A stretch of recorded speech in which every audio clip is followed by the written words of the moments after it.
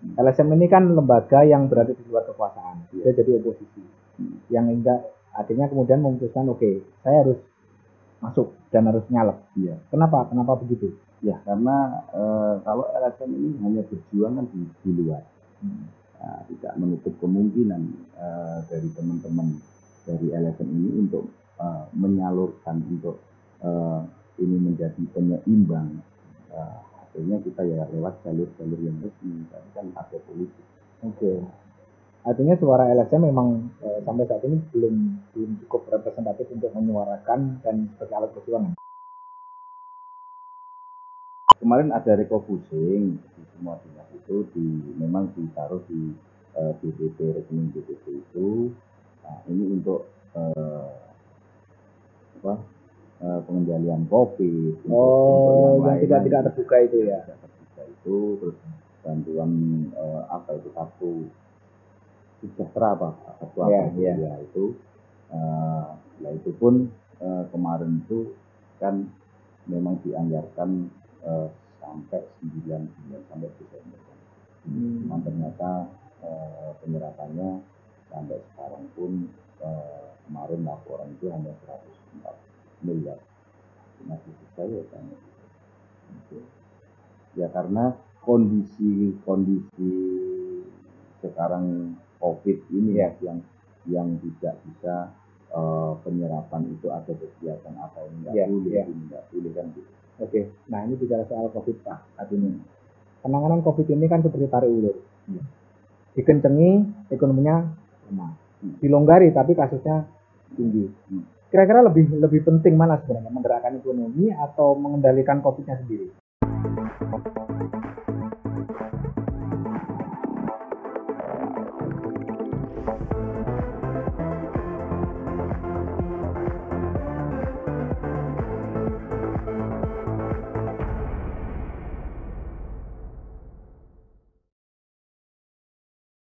Assalamualaikum warahmatullahi wabarakatuh.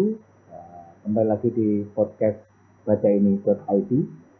Yang hari ini kita kedatangan tamu istimewa. Tapi sebelum saya perkenalkan, kita ingin copot masker dulu. Tapi kita sudah pastikan bahwa sebelum acara dimulai, semuanya sudah mematuhi protokol kesehatan. Jadi kita lepas dulu maskernya. Nah, di hadapan saya ini sekarang ada politisi. Politisi ini satu masih muda, energik, ganteng juga lah. Ya ganteng lah, dihitung ganteng lah. Karena soalnya cek nisorku nih gantengnya. Neli-neli aku kalah adoh. Beliau adalah Pak Katino. Selamat siang Pak Katino. Selamat siang. Sehat Pak Katino? Alhamdulillah sehat. Jadi Pak Katino ini adalah anggota Dewan, kemudian juga wakil ketua DPRD Kota Kediri, dan yang terakhir barusan beliau menerima amanat yang cukup besar, dipercaya oleh Partai Gerindra untuk menjadi ketua DPD atau DPC Pak Katino? DPC Partai Gerindra Kota Kediri, artinya siap untuk memenangkan pemilu 2024 kan gitu Pak Katino. Iya. Tapi ngomong-ngomong, Gerindra kok pakainya putih loh Pak Katino? Iya, memang ciri khas. Begitu? Ya, pakaiannya Gerindra itu ciri khas merah putih dan krem. Oh, putih dan krem. Ya, kebesaran itu. Filosofinya apa Pak kok putih? Ya, kita putih itu berarti orangnya suci. Putih dalam debu. Iya. Nah, Pak Katino terima kasih sudah mampir di bacaini.id. Ya. Kita mau mengulik-ngulik cerita ini Pak Katino. Di kalangan teman-teman politisi di Kediri, ini Pak Katino kan dianggap sebagai sosok yang fenomenal. Kenapa fenomenal? Karena percepatan karirnya luar biasa. Banyak yang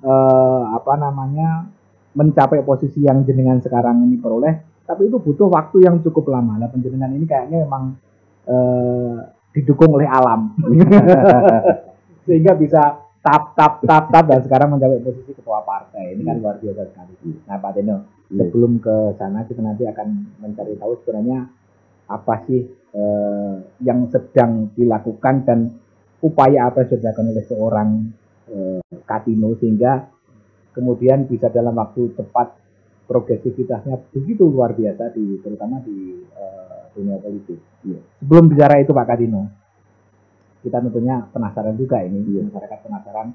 Sebenarnya ini siapa orangnya? Jangan-jangan ini ponakannya Pak Prabowo. Pak Katino itu asli Kediri, Pak? Saya asli Wonogiri. Asli Wonogiri? Ya, Wonogiri. Loh, kok bisa ke Kediri? 2 tahun 94 saya pindah dari Jakarta, masuk sekolah di Kediri. Dan orang tua memang di Kediri. Oh begitu? Iya. Terus sekolahnya di mana? Di Kediri atau di? Di Kediri, di STM Kartanegara.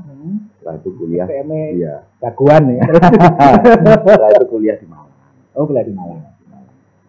Terus pulang ya sejak saya bergelut setelah pulang dari Malang kuliah itu kenal banyak teman-teman dari LSM, dari partai.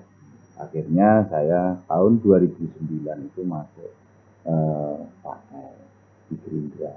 Kenapa Gerindra Pak Katino? Karena pada saat itu kayaknya banyak orang yang memilih ke partai-partai yang lebih dulu mapan. Iya, karena waktu pertama kali tahun 2009 dari partai Gerindra ini kan berdiri tahun 2008 dan di tahun 2009 langsung ikut kontestan pemilu. Karena saya dengan mengidolakan Pak Prabowo ya, akhirnya saya juga masuk ke Gerindra dengan teman-teman zaman dulu itu ketua DPD-nya Pak Atang, dan kita membantu untuk membangun partai Gerindra ini di Kota Kediri. Sejak tahun 2009 saya masuk, saya ikut untuk mencalonkan diri jadi DPR. Waktu itu juga di pesantren, akhirnya nggak jadi nomor 2, yang jadi Pak Uda Salim yang almarhum. Akhirnya terus setelah perjalanan waktu Pak Tatang diganti dengan Pak Uda Salim. Setelah itu tahun 2014 saya di sini lagi dengan Pak Uda, suruh mencalonkan lagi. Tapi lewat dapil kecamatan kota. Oh, pindah. Akhirnya belum beruntung, gitu, masih kalah dengan Buatinya. Alhamdulillah detik-detik terakhir Buatinya pindah ke Nasdem, saya menggantikan. Jadi sebetulnya perjalanan karir saya ini juga dimulai ya sejak tahun 2009. Ya, mungkin orang-orang tahunya saya baru jadi di tahun 2019. Ya, perjalanan yang ke belakang ini dulu kita hanya sebagai di belakang. Oke. Ini flashback sedikit Pak Katino. Sebelum masuk ke partai politik, informasi yang kita terima kan Pak Katino sempat aktif di lembaga swadaya masyarakat di LSM. Kita boleh tahu LSM apa itu Pak Katino saat itu? Dan kenapa kok memilih ke LSM sementara banyak lulusan-lulusan kampus yang lebih memilih bekerja di tempat yang lain, di perusahaan atau di apa, daftar PNS atau apa itu? Ya, karena saya juga dasarnya kita senang organisasi. Di kampus pun saya juga pernah ikut di senat. Akhirnya di Kediri pun saya juga orang baru, akhirnya kenal dengan satu LSM IPK itu, akhirnya satu visi dengan saya.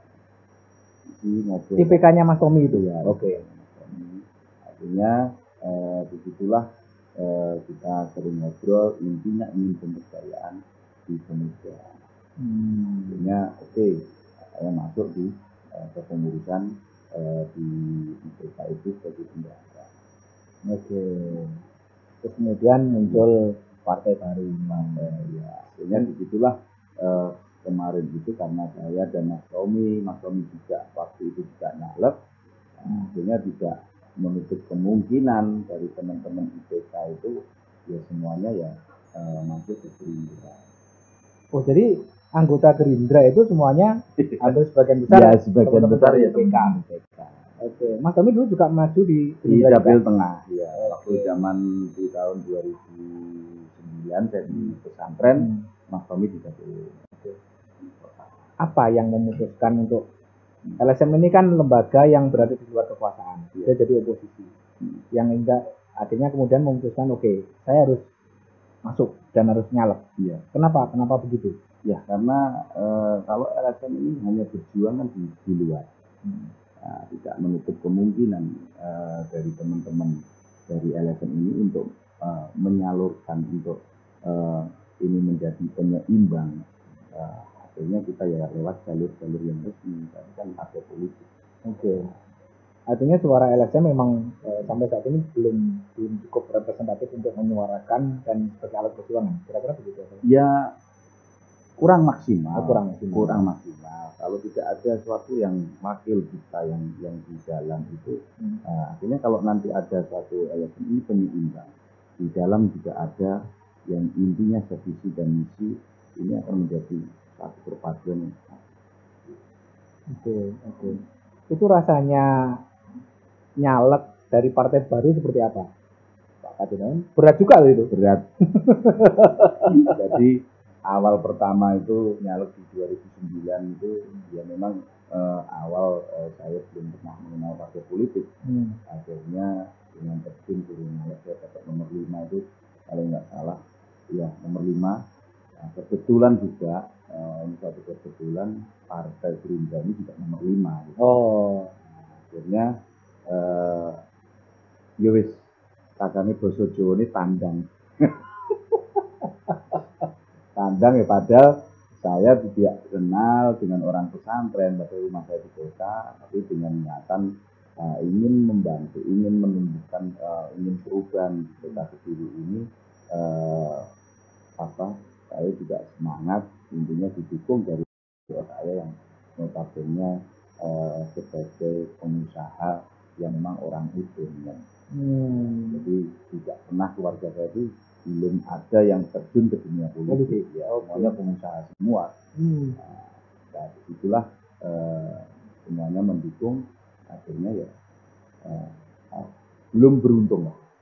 Saat itu habis berapa Pak? Kalau boleh tahu.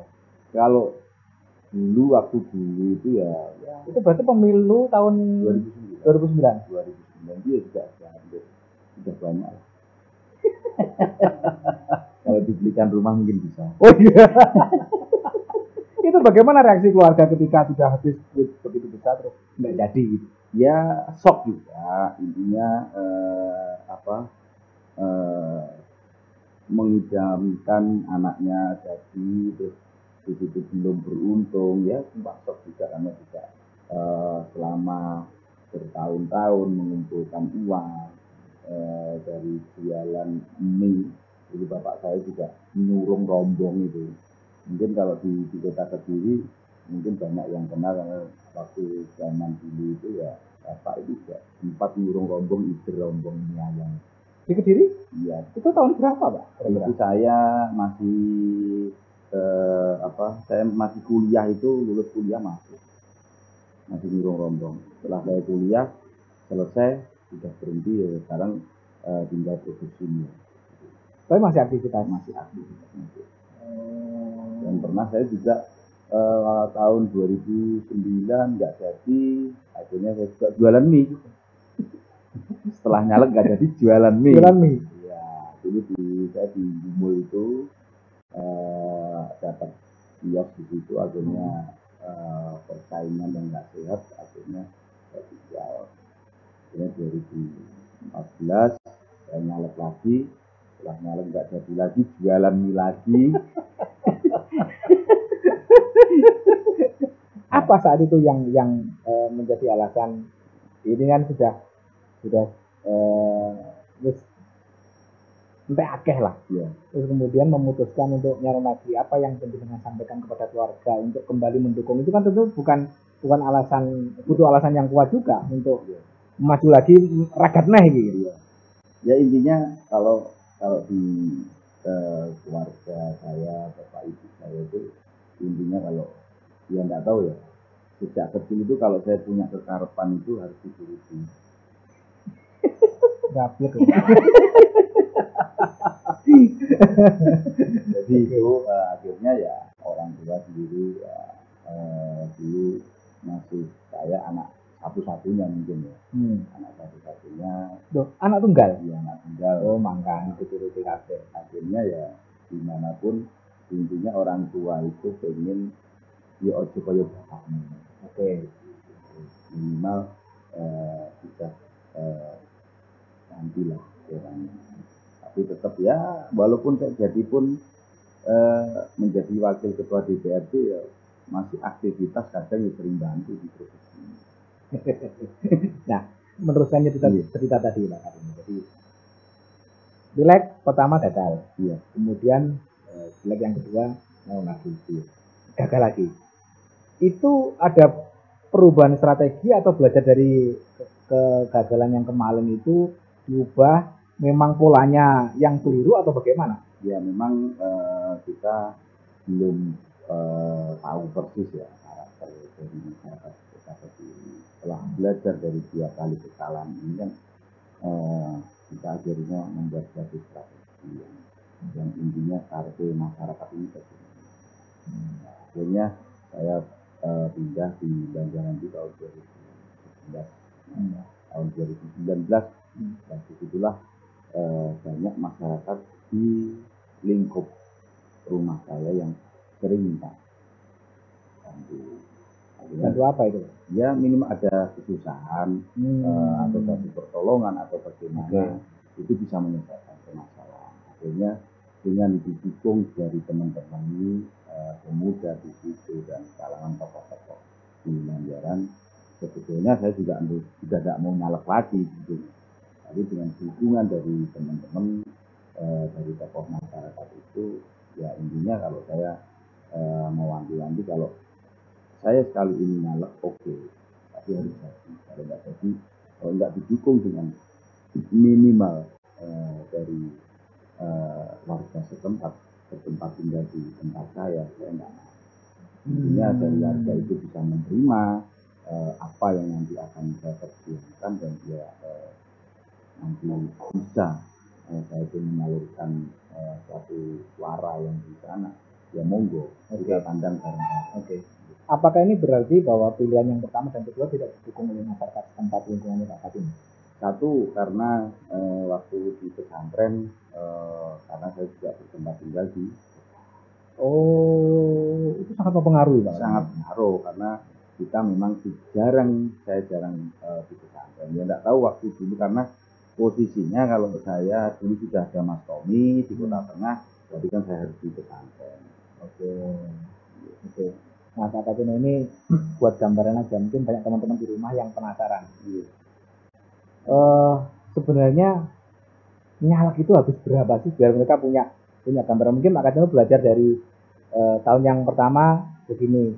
Kalau logika saya pasti ini bertambah, nggak mungkin semakin kecil, pasti semakin besar. Ya jadi ini Mas, itu tidak ada ukuran sebetulnya. Oh begitu ya, tidak ada ukuran. Kalau itu kan ya minimal dapat kepercayaan dari masyarakat. Nah, kemudian dibandingkan saya yang nyalek yang di 2014 dengan 2019, saya habisnya ini di tahun 2014 yang paling banyak. Oh begitu. Ya yang penting itu sekarang kita tunjukkan selama ini orang-orang akhirnya sudah tahu semua. Yang belum tahu akhirnya ini kita bicara cukup kecil aja di kelurahan saya. Ini cukup kecil yang dulu tidak ada, orang tuh ngertinya tidak ada jasmah bilang, tidak ada sosialisasi, tidak ada kan tidak pernah tinggal. Terus saya jadi di sini, orang-orang akhirnya paham. Oh enak tuh bantuan dari anggota itu. Oh ada tuh acara begini. Oh ada tuh acara begini. Itu yang sebelumnya tidak pernah mereka ketahui. Jadi memang kalau menurut saya perubahan itu tidak usah drastis selama menjadi anggota DPRD. Nah, itu mungkin kita kedekatan dengan masyarakat, pilih dekat, pilih jauh. Jadi kalau menurut saya keseharian kita dulu bagaimana. Jadi jangan nanti sudah menjadi anggota DPRD keseharian kita berubah. Nah, itu yang membuat masyarakat ini akan menjadi dan tidak percaya dengan kita. Oh, begitu. Jadi tidak melulu kemudian soal duit ya? Iya, sebetulnya merawat konstituen tidak selalu berbiaya mahal. Tidak biaya mahal. Oh, ini yang saya alami.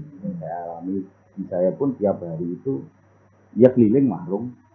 Intinya di situ pun masyarakat itu tidak mengandalkan nanti ada Pak Diwan dari Pak Diwan, enggak. Begitu pun ya kalau di lingkungan di rumah saya itu pun ya bayarnya gantian, kadang Diwannya dibayar. Sing murah-murah kan. Ya kalau cukup hanya di warung, di warung kopi itu kan ya enggak terukur lah. Ya. Pak Katino, ada orang yang nyalek jadi, ada orang nyalek nggak jadi. Ya. Sebenarnya bagaimana mengukur perilaku masyarakat? Apakah masyarakat ini melihat kepada janji yang disampaikan, atau melihat dari figur orangnya, atau melihat partai politiknya? Ya itu semuanya berkaitan. Berkaitan juga sih. Di kota Kediri ini memang masyarakatnya humanis, tapi dinamis juga, transaksional. Oh begitu ya? Iya. Ya itu fakta lah. Ya.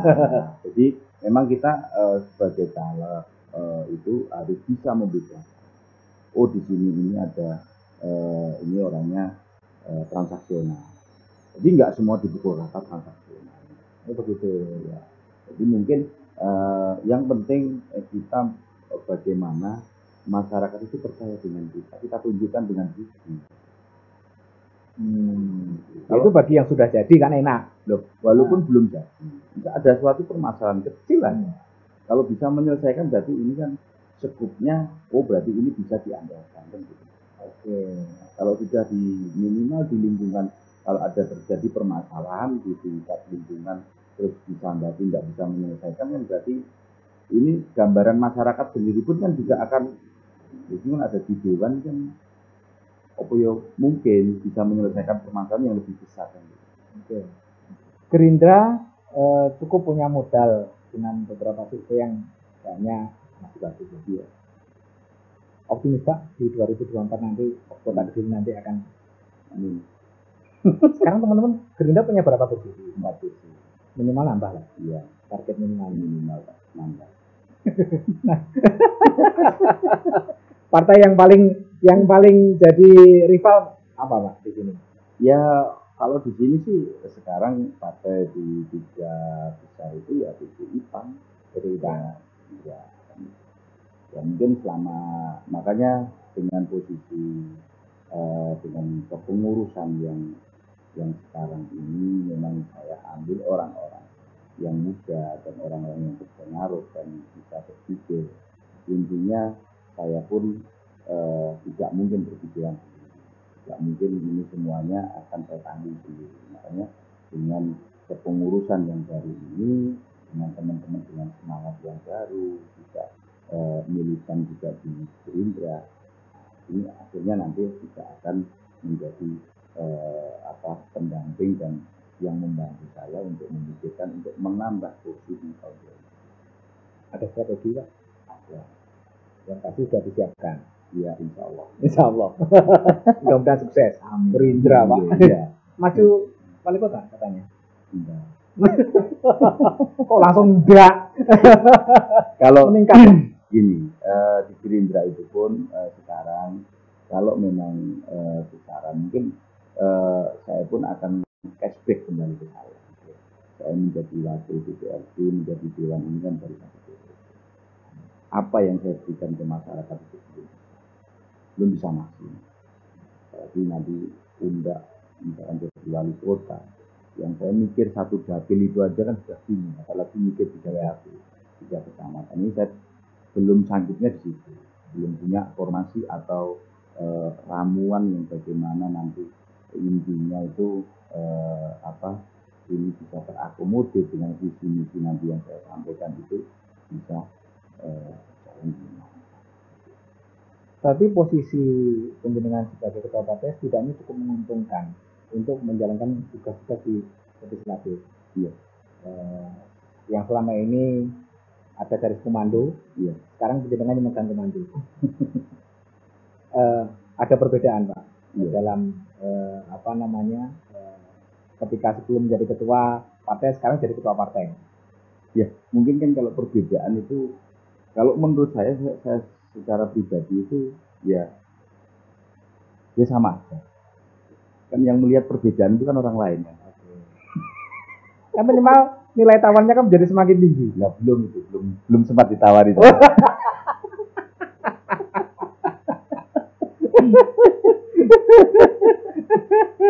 Ya memang nggak tahu, memang begitu, nggak tahu atau mitos atau bagaimana memang menjadi ketua partai apa itu pimpinan ini akan menjadi satu power yang tapi bagi saya yang penting kalau saya punya pemikiran, yang penting saya bisa bekerja dengan apa yang menjadi tugas saya, ya sudah gitu aja. Apa yang selama menjadi di kursi legislatif ini yang merasa Pak Katino belum ini harus realisasi, apa yang belum? Sebetulnya ya ini kan ya mohon maaf juga karena selama ini harus kita sinkronkan, selama ini rekomendasi dari DPRD sendiri pun ini kan juga harus pemerintah kota ini juga harus menjalankan, dan banyak rekomendasi kita yang teman-teman tuangkan di rapat atau bagaimana itu masih belum terlaksana. Itu kenapa? Karena ada goodwill dari eksekutif yang kurang bagus atau? Ya karena ya nggak tahu ya, kemarin misalkan dari teman-teman di Pondok Kecil ya ingin membuat mall pelayanan publik. Oke. Minimal dengan di kota Kediri ini dengan subsidi kepala dasar ini ya harus membuat mall pelayanan publik. Di kota-kota lain juga kan gitu. Nah, inilah yang menjadi kemarin itu sudah berapa dari tahun kemarin ya nggak tahu ada anggaran kemarin itu memang ke pusat ke COVID. Jadi banyak yang belum direalisasi. Itu belum terrealisasinya karena memang masih ada refocusing anggaran terutama. Iya. Bukan karena memang goodwill dari pemerintah yang memang kurang bisa. Ya, sebetulnya ada pemerintah sendiri pun mempunyai suatu program sendiri. Jadi nanti dari masyarakat pun juga ada pengajian dari kita pun, dari hasil reses kita sering ketemu dengan masyarakat itu juga kita mempunyai suatu pokok pikiran untuk dituangkan di situ. Sejauh ini Pak Katino selaku dulu kan punya rekod di LSM yang sudah pasti positioningnya jelas oposisi. Kemudian di legislatif juga hampir sama lah sebagai lembaga kontrol. Apa dari dulu ketika jenengan masih di jalanan sampai sekarang yang masih belum bisa berubah dari pemerintah Kota Kediri itu apa ya? Sebetulnya banyak Mas. Dari pemerintah Kota Kediri selama ini perubahan apa kan tidak signifikan. Oke lah Pak Abu mempunyai program-program itu bagus, tapi membuat suatu ikon di Kota Kediri, minimal Pak Wali ini dengan menghabiskan dana sekitar 140 miliar untuk program kan tidak ada wujudnya. Wujud secara fisik atau? Wujud secara fisik, iya kan? Kita contoh lah di RT. Di RT pengajuan apa? Pengajuan alat masak, sound, tenda. Kan nggak kelihatan. Selama ini ya juga itu tidak terpakai. Ya, kemarin saya juga sempat ngobrol, saya kasih masukan untuk merubah suatu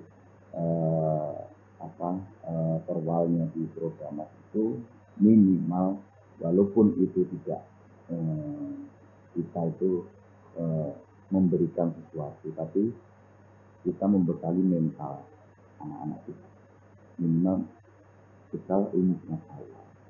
Mari saya coba untuk memberikan suatu ide bagaimana kalau program ini untuk khusus. minimal kursus bahasa Inggris yang orang-orang anak-anak SMA yang ingin mungkin dengan setelah lulus SMA ini kan sudah mungkin akan siap bekerja. Cuman kalau dibekali dengan kursus bahasa Inggris atau apa ini kan sudah ada bekal. Cuman ternyata memang susah juga. Dari situ lingkungan sendiri pun kan juga yang rembuk warga pun akhirnya juga banyak yang intinya minta ini, minta ini. Itu juga sulit juga. Cuman kalau dari kebijakan dari wali kota ini untuk pendidikan sekian, untuk ini, itu tidak akan selesai. Tapi secara filosofi sebenarnya program Prodamas itu bagus atau tidak? Kalaupun belum ada maksimal, itu karena realisasinya di lapangan atau memang ini sudah harus dievaluasi misalnya? Wali kota ke depan nggak boleh lagi ada Prodamas misalnya. Sebetulnya tinggal nunggu masyarakat ini sebetulnya sudah 5 tahun ini kan sudah berjalan 2 periode. Ya. Ini saya kira nanti kalau kemarin pun kita ada COVID ini di tahun 2020 dibiasakan. Ya. Sekarang mulai tahun 2021 sudah mulai pencairan dan sekarang dikelola dengan format 10 PRT untuk betul. Jadi inilah nanti yang akan mungkin dengan kedepannya yang dikelola oleh format ini yang penting bagi kita di DPRD ini untuk bisa menjalankan sepenuhnya. Intinya tidak ada permasalahan yang akan timbul. Tapi sejauh ini menurut Pak Kadin evaluasi pertama sudah habis. Ya sebetulnya ini juga diharapkan dari masyarakat karena memang di situ pun tidak tahu nanti ke depannya nanti Pak Wali merubah suatu skema program ini bagaimana kita juga belum tahu.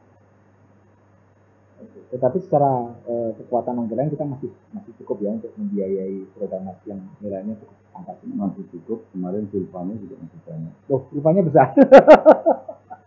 Ini pertanyaan. Kemarin pemaparan dari Pak Wali Nota Keuangan dan laporan pertanggungjawaban itu silvanya ada sekitar 350 miliar. Kok bisa begitu? Kenapa, Pak? Ya. Tanya eksekutif. Nggak, kira-kira di sektor mana yang penyerapannya masih rendah? Sebetulnya kalau penyerapan di situ makanya kemarin ada pembahasan di Banggar itu ini perlu dipertanyakan. Intinya di situ penyerapan semuanya itu hampir semuanya 100% lebih. Penyerapan sudah 100% lebih. Sudah 100%. Tapi ada juga yang kemarin memang masih mengendap banyak itu yang dari BPT yang semula anggarannya 157 miliar cuma dipergunakan hanya 104. Apa Pak itu? Penjelasannya apa? Ya kemarin ada refocusing di semua dinas itu memang ditaruh di BPT, rekening BPT itu. Nah ini untuk pengendalian COVID, untuk yang tidak terbuka itu ya. Tidak terbuka itu, terus bantuan kartu sejahtera itu. Nah itu pun kemarin itu kan memang dianggarkan sampai 9 sampai Desember. Cuman ternyata penyerapannya sampai sekarang pun kemarin laporan itu hanya 104 miliar. Masih saya tanya. Ya karena kondisi sekarang COVID ini yang tidak bisa penyerapan itu ada kegiatan apa yang tidak boleh kan gitu. Oke. Nah ini bicara soal COVID Pak. Artinya penanganan COVID ini kan seperti tarik ulur. Dikencengi ekonominya lemah. Dilonggari tapi kasusnya tinggi. Kira-kira lebih penting mana sebenarnya, menggerakkan ekonomi atau mengendalikan COVID-nya sendiri? Ini sama-sama. Tidak bisa. Karena saya kemarin sudah akan kita keluar kota itu intinya ngobrol-ngobrol dengan orang-orang itu. Kesehatan dengan ekonomi ini tidak bisa di masa COVID ini. Kalau dikencengi kesehatannya, di COVID perekonomian ini.